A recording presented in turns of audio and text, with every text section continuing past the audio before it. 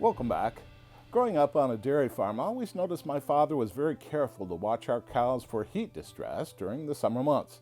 As a meteorologist, I've learned that it's really a combination of heat and humidity that has an effect on both people and our livestock.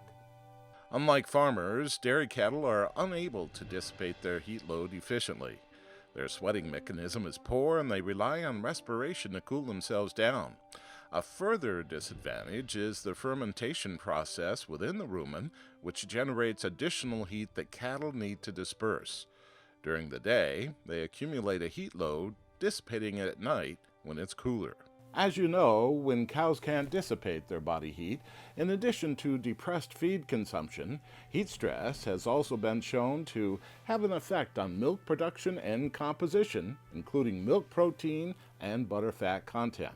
Take a look at this chart, which shows a significant drop in milk production as cows get stressed.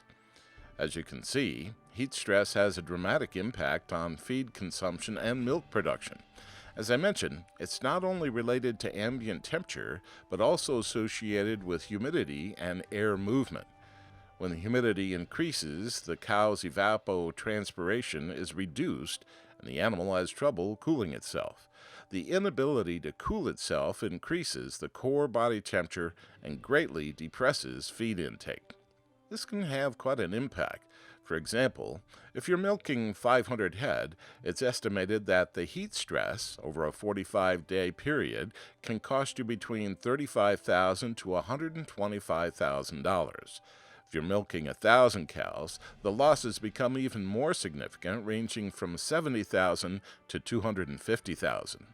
Now, these may not be your numbers, but they may inspire you to take a realistic look at the financial impact that dairy heat stress is having on your operation.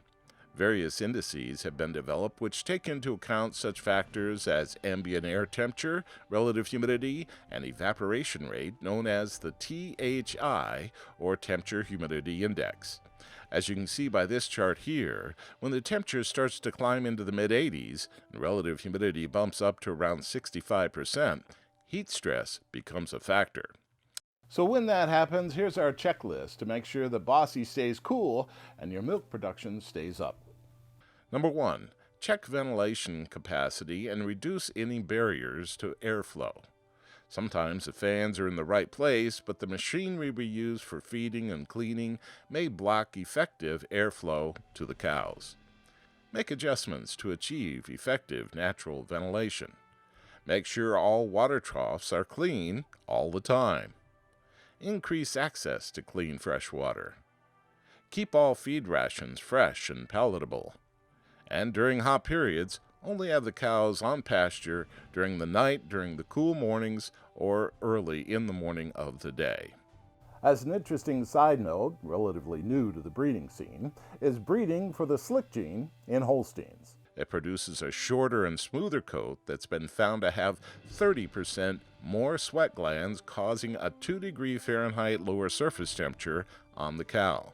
In fact, Cornell University shows slick gene cows, 60 to 90 days in milk, produce 10 pounds more milk per day during the hot summer months. The heat is going to be with us for the next couple of months. Keeping it in the forefront of our minds will help a lot.